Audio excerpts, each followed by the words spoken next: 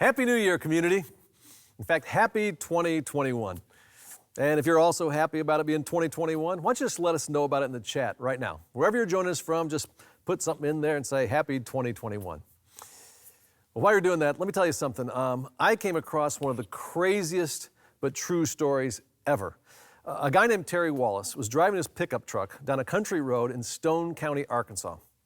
As he comes to a ravine, Terry loses control of the pickup and he catapults over a small bridge into the water. Minutes later, he's rushed to the hospital. Terry's wife finds out. She hurries to get to the hospital. When she gets there, amazingly, Terry's still alive, but totally unconscious. In the next 24 hours, Terry slips into a coma. After a week ends, and they declare Terry is what they call a persistent vegetative state. He stays in that unconscious state, in a coma, for the next 19 years. Then after 19 years, he wakes up. After almost 2 decades of being gone, it's like he's back. Can you imagine what it would be like to wake up and find out that you'd slept through months or years or even decades of your life? Imagine that you went to sleep in 2002 and then you wake up in 2021. And you find out, wow, I missed the invention of the iPod, the iPhone, and the iPad. And then you discover, man, people use these things to communicate on platforms like Facebook and Instagram and TikTok. And then all of us Chicago baseball fans, imagine this. We would have missed both the 2005 White Sox and the 2016 Cubs World Series championships. I mean, how weird would it be to be asleep for almost 2 decades? Why am I asking you this? I'm asking you because I believe it's easy for any of us to fall into sort of a coma of sorts.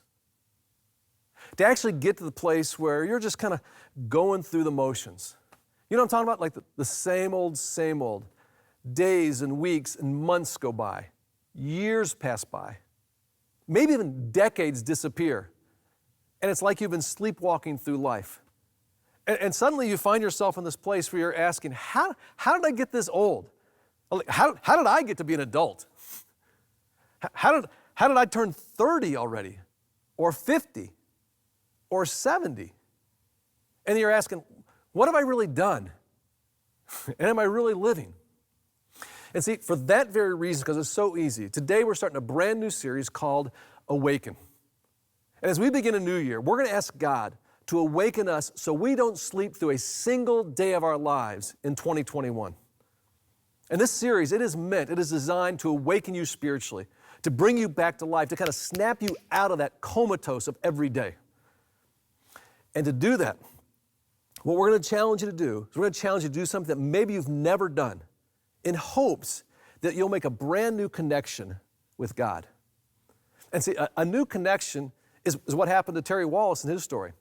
After those 19 years of being in a coma, the doctors discovered that Terry's brain was actually on its own making new connections. It was as though it's rewiring itself. And then one morning, Terry's mom walks into his room, he looks at her, and he just blurts out, "Mom!" It was his first words in almost 20 years, and he was back. In the same way spiritually, we want to see if we can kind of rewire your soul. We want to help you reconnect with God in a powerful, awakening kind of way. And for that to happen, here's what I'm going to ask you to do. I'm asking you to join me for 21 days of prayer and fasting. Now, I did this along with many of you last year. And I look back on that, I'm telling you, it was one of the most powerful, but also I'd say hardest, both those things, spiritual experiences I've ever had. And I think it's a perfect timing for all of us. I know a lot of you are glad to see 2020 go. I know some of you even did your New Year's Eve countdown early just so you get 2020 out of here as soon as possible. And as we look ahead to 2021, I have to admit I am a little leery. I saw this post on Instagram. I don't know if you saw this. Does anyone else feel troubled by the fact that the name of next year is literally 2021? I want, 2021 to be a year of awakening. Now to do that, here's what I want to do. I want to start with a story. But before I get to the story, I want to give you kind of the setup to the story. An attorney comes to Jesus and he has this big existential question about life. He wants to know the way to life. Now he was a guy who had a great education, but he already knew that wasn't the way to life. He'd also had quite a bit of success. And he had enough of that, enough money. He knew money wasn't the way to life. And other people, because of his education and success, they admired him, but he quickly discovered that influence and power, that wasn't the way to life. Something was missing. He was himself in search of an awakening. And candidly, he wasn't even sure Jesus could provide it. But he comes to Jesus, and here's how Luke retells what happened. On one occasion, an expert in the law, that's our attorney friend there, stood up to test Jesus. "Teacher," he asked, "what must I do to inherit eternal life?" Now, when he asked this question, he wasn't just asking about heaven, like the afterlife. He was asking about this life too. He was asking Jesus, "Hey, do you know the way to life?" Now, let me give you a little foreshadowing where we're going. Instead of showing him the way to life, what Jesus does, he shows him a way of life. See, a way to life was something that the attorney, he could go after: education, success, power. But a way of life that Jesus is going to teach him came through blessing others that life brings to you. So Jesus answers this question. And he answers this question with a question, which is so typical Jesus. Because what Jesus doesn't want, he doesn't want to give him an easy answer that produces no interchange. He wants a spiritual awakening. And so he says this. He says, "What's written in the law? Attorney, how do you read it?" The lawyer answers his own question and basically summarizes all this, and he says, "Well, it means to love God and love your neighbor." Well, then Jesus nods back and he says, "You've answered correctly. If you do this, you'll experience that life." But that answer was too familiar for him. For that attorney, it was too big picture. It wasn't specific enough. And maybe you have the same reaction. Maybe you're going like, "I know I'm supposed to love God. I know I'm supposed to love my neighbor. I know all that. I mean, there's got to be more if we're talking about getting the most out of life." And the attorney felt that way, so he digs a little deeper with a qualifying question. He says this: "Love my neighbor." Well, Jesus, then who's my neighbor? Give me some specifics there. And now Jesus tells him a story. And I think Jesus told him a story because he knew a story would actually appeal to the man's intellect and also his emotion, both his head and his heart. And he would bring those two together. Then the outcome could be this awakening. And so he begins the story and says this: "A man was going down from Jerusalem to Jericho when he was attacked by robbers. They stripped him of his clothes. They beat him. They went away and they left him half dead." Now, this story to the listener would have been very believable because everybody knew that terrain, that road from Jerusalem to Jericho was a dangerous place to travel. Crime was high, robberies were common. And it's at this point that Jesus begins to answer that specific question of who is my neighbor? And he says, a priest happened to be going down the same road. And when he saw the man, right, the man who was beaten half dead, he passes by on the other side. So too a Levite. Okay, this is a second religious leader. When he came to the place and he saw him, he passed by on the other side. Now, while this might seem pretty cold to us, the way the priest and the Levite avoid the man, actually this also was believable because a body on the side of the road, it could have been a plant by robbers to trap a traveler. And actually, contact with a corpse, a dead body, would have made them, as religious leaders, ceremonially unclean, and they wouldn't be able to perform their duties in church. And so it was almost like they had to make a choice between caring for their neighbor or going to church. Now, this is where the story takes a crazy turn. But a Samaritan, the third passerby, as he traveled, he came where the man was, and he saw him, and he took pity on him. He went to him, he bandaged his wounds, pouring on oil and wine, and they put the man on his own donkey, and he brought him to the inn and took care of him. Okay, that's day one. Then day number two.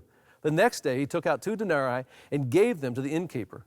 "Look after him," he said, "and when I return." So there's going to be even more of an investment. "I'll reimburse you for any extra expense that you may have.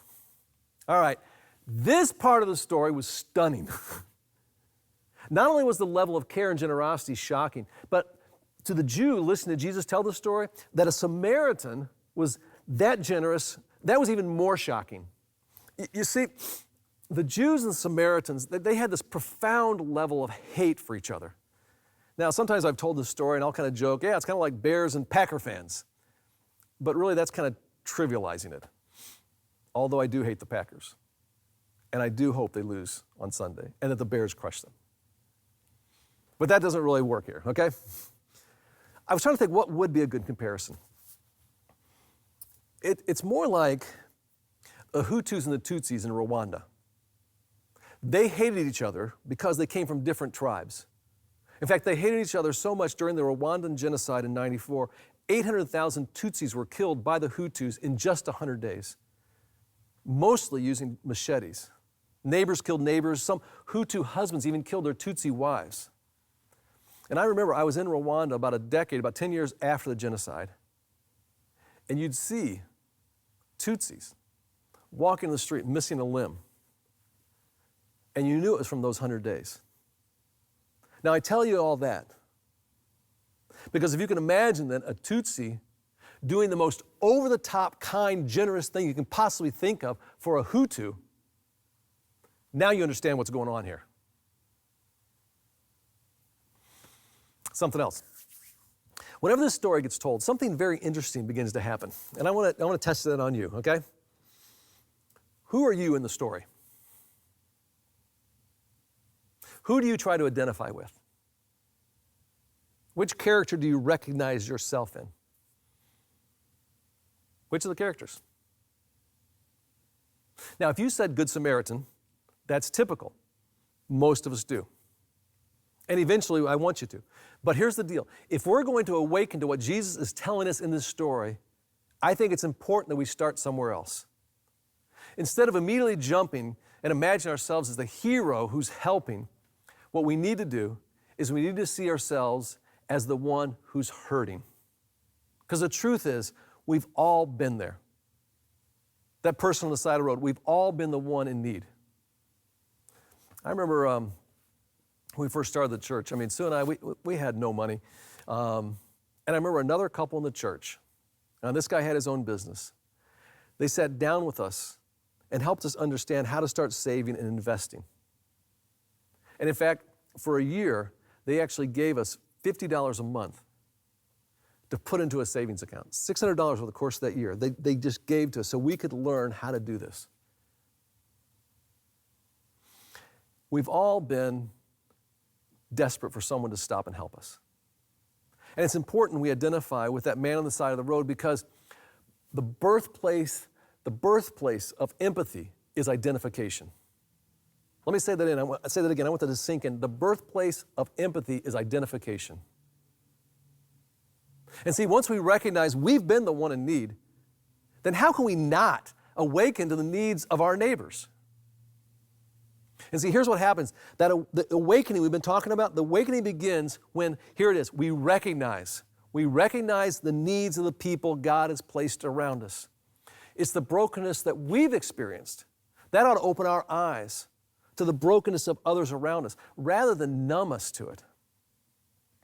But recognizing it's important, but it's just the start. See, after Jesus finished the story, it's like he shakes the attorney. He's trying to wake him up. He does this by asking this. He says, well, which of the three do you think was the neighbor to the man who fell into the hands of the robbers? There's a pause. He's starting to come out of that everyday coma. The expert in the law replied, the one who had mercy on him. And what happens next is Jesus explains how this awakening could occur to him and to every one of us. And he says this, go and do likewise. Go and do likewise. Let me explain what Jesus is not saying here. He is not saying that the Samaritan intentionally traveled back and forth on that road from Jerusalem to Jericho looking for someone in a ditch to help. All right, that could be a good thing. It might be a great cause to start, but that's a totally different lesson for another time. Here's what Jesus is saying. He's saying this: there are people every day as you go about your life, on the path of your life, that are hurting. And it's those people in need that I want you to recognize. Your neighbor, your coworker, maybe it's a family member. And after you recognize, here's what I want you to do. I want you to respond with mercy, to respond with compassion. That's who Jesus calls us to be. Now maybe you're like me at this point in the talk, and you're going like, I hear you, I'm totally on board. Of course I want to be a person like that who recognizes, then responds to the needs of others. But if I'm keeping it real, you know what? I know I have a tendency, like a gravitational pull, to veer to this other side of the road. And I have some reasons. See if you can relate. Here's some reasons. Like, how about, first of all, my time? The Samaritan, if we go back, I mean, he gave days to that man in need. That's a high bar to go and do likewise. And a lot of time, I feel like there's no way I can give that kind of time. That's my most valuable asset. So what do? Sometimes I delegate it. Sometimes I don't do anything at all. Or here's another one. How about my comfort? There was a study that concluded that American society was suffering from what they called an empathy deficit disorder. Empathy deficit disorder. The study found that when it comes to the pain of others, what we value is we value moving on. Almost like we value moving to the other side of the road. And so when the topic of other people's pain comes up, what we often do is we downplay it by saying, yeah, it could be worse. Or we dismiss it by saying, hey, could we talk about something else? And here's the thing, if we can't become people who are bothered or willing to acknowledge the pain of others, there is no way we're going to actually do something about it. And here's this next one. The next one, it might surprise you a little bit. How about this one? My fear. I'm telling you, the needs around us, whether it's personal or global, they can feel overwhelming. I mean, what if I can't help them? What if I can't fix it? What if I actually make it worse? And if you're like me, you might be thinking, if it was me helping instead of the Good Samaritan, the guy on the side of the road, he might not have made it. And I think sometimes fear paralyzes us. It actually stops us from responding at all. And I'll tell you, if you can relate to any of these, I understand. But please also understand, because I'm learning this now, those are the things that keep you from experiencing life. Those things.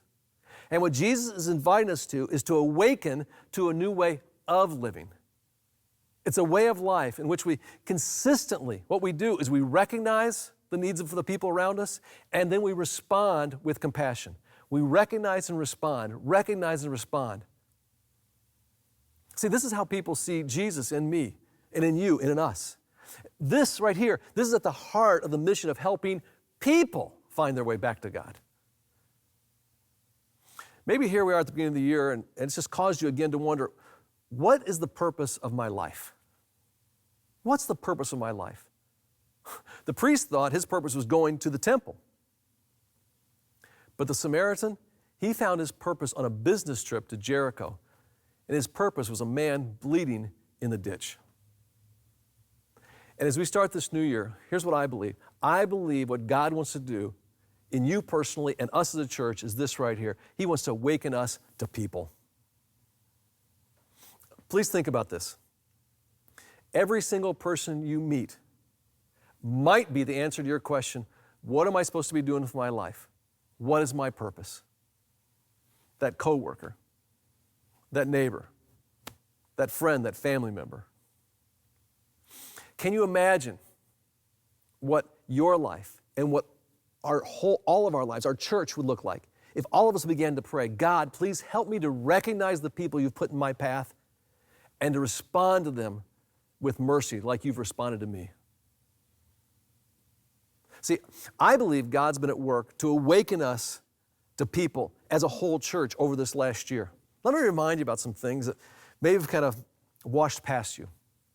Last January, we started the year with 21 days of prayer and fasting, asking God for a breakthrough, both personally and as a church. That was our prayer. And essentially, that prayer was a prayer for awakening, right? I'll tell you, be careful what you ask for. Because little did we know that just a few weeks later, on March 9th, we'd gather in person for the last time in any of our physical spaces. Do you remember what we did on that Sunday? What we did on that Sunday, that was our commissioning Sunday, our commissioning service. We laid hands on every one of you that wanted it. We prayed for you. And then we sent you. We said, now you go. You go back to where you live. You go back to where you work. You go back to where you play. And you be a blessing to people. We had no idea that would be our last time physically together in our locations. But I look back on that and I go like, how appropriate. I mean, that had to be God's time and God at work. Because then came the pandemic.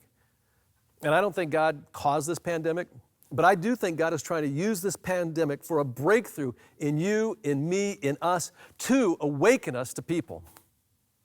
But in order for God to awaken us to people, it's going to require, I believe this is true for me, you can't be much different than me, a renewed connection to God.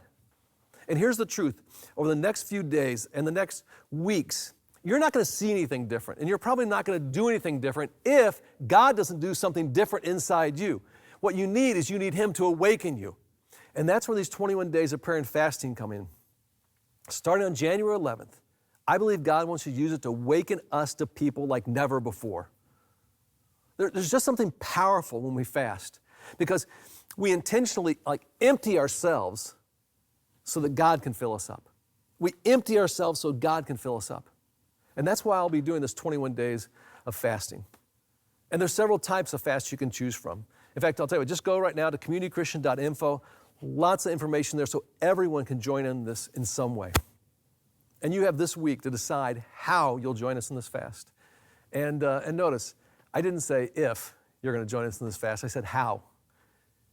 Because I really don't want this to be optional. I want 100% of community to join us on this journey together. Let me wrap it up with this.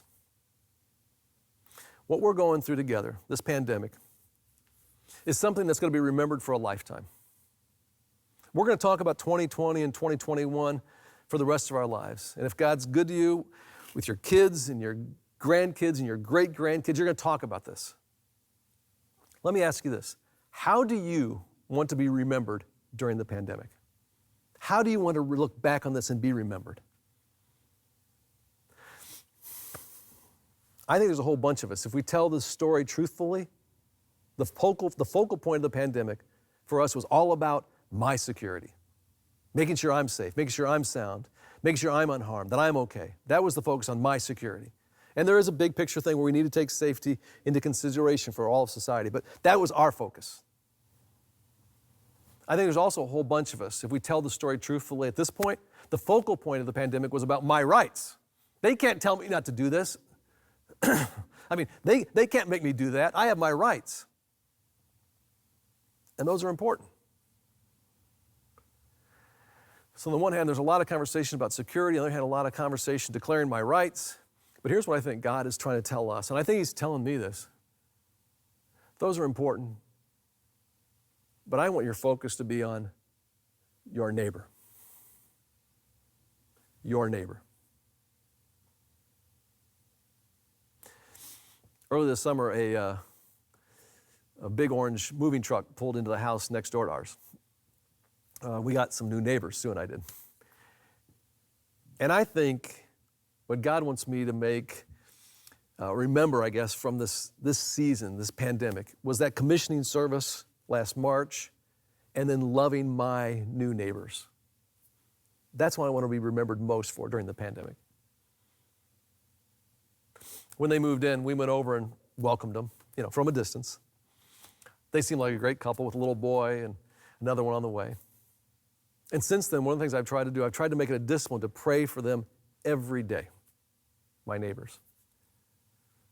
Periodically, I'd send them a text to check in to see how they're doing because I knew they had a kid on the way.